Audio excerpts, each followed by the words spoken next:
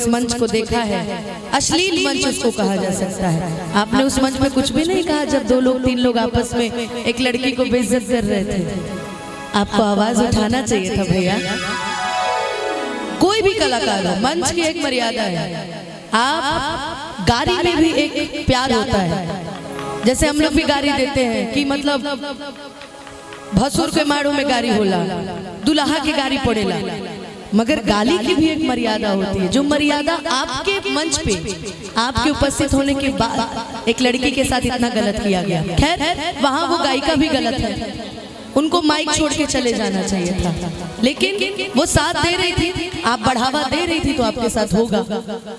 हमने नहीं देखा कि आपने अपने आप को कहीं भी बोला कि नहीं ये गलत है। खैर भैया मुझे सम्मान देते हैं, ये प्यार देते हैं। मैं चाहूंगी हर कलाकार को आप ऐसे ही प्यार मान सम्मान दीजिए। गलत को बढ़ावा ना कभी आप दिए हो ना मैं जानती हूँ कि कभी आप आजीवन देंगे। तो मैं चाहूंगी भैया के लिए एक जोरदार ताली आप सभी बजा दीजिए। अब बाकी भोजपुरी हो थोड़ा बहुत होत रहेला का भैया, बाकी परदुमनो जी के कहिए गलत कइले बड़े हल हल हल हल खैर बोलिए।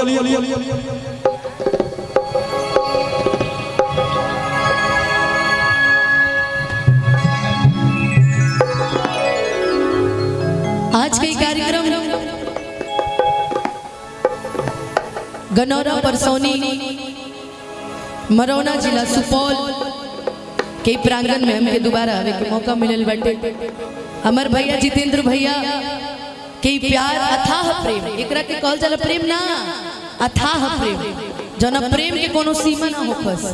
भैया के प्रेम, भैया के व्यवहार इतना निमन बाकी अनुपमा के एक बार पुनः ए क्षेत्र में आज आमंत्रित रहुआ कैले बानी। भैया के बहुत सारा धन्यवाद।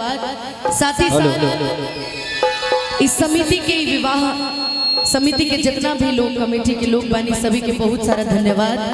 अनुपमा के प्रेम करे खातिर, अनुपमा के साथ सम्मान बुलावे खातिर। अब आगे जितना भी हमार माई बहन, हमार चाची, हमार भाई, हमार दोस्त, हमार मित्र, हमार चाचा, जितना भी लोग उपस्थित बने सभी के बहुत बहुत प्रणाम। और साहब की एक बार प्रेम से बोल दी जय श्री राम। बोल जय श्री राम। जय दी ठंडी ढेर लगता है। आज हमार कार्यक्रम बा, शेरा लोहार जी के कार्यक्रम बा, काल हमार बहन शिल्पी के कार्यक्रम बा। रउआ शिल्पी के भी उतने प्यार देव, उतने आशीर्वाद देव जितना रउआ अनुपमा के देता नहीं। हमार गोलू भाई के पूरा टीम बटे। आप तो टीम कहे कि अब मने नहीं कि इच्छे मर गए। हेलो भाई माइक लीजिए तो अनुपमा माइक से चेंज कर लीजिए। अब तो इच्छे नहीं कि कहता, आप सोचता नहीं कहीं कि हीरा एंटी हेलो सोचता नहीं अभी नाम रखा। अनुपमा जी आपने उस मंच के बारे में बात बोला, मुझ भी दुखी हूँ, लेकिन आपको याद होगा कि जब महाभारत में कपट जुआ हो रहा था, बड़े बड़े योद्धा बैठे थे। बाबू बोलू, जब महाभारत में द्रौपदी का चीरहरण हो रहा था तो बड़े बड़े योद्धा बैठे थे, चाहते तो एक जबान में एक बाण में पूरी महाभारत को समाप्त करने की क्षमता रखते थे, लेकिन सभी योद्धा मायूस बैठे थे, क्योंकि जैसा खाएंगे अन्न वैसा होता है मन।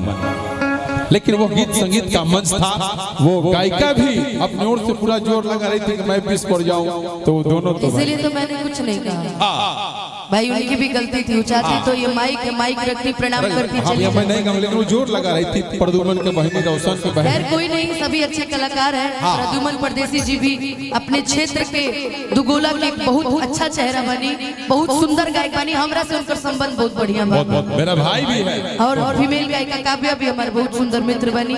बाकी मंच बा इतनो ना बोले के चाहिए को भी रउआ बानी, तो ये चीज के विरोध रउआ करे के चाहिए। सही बात, सही बात। हम भारत में मत घुसी, अभी हे भारत में रहो।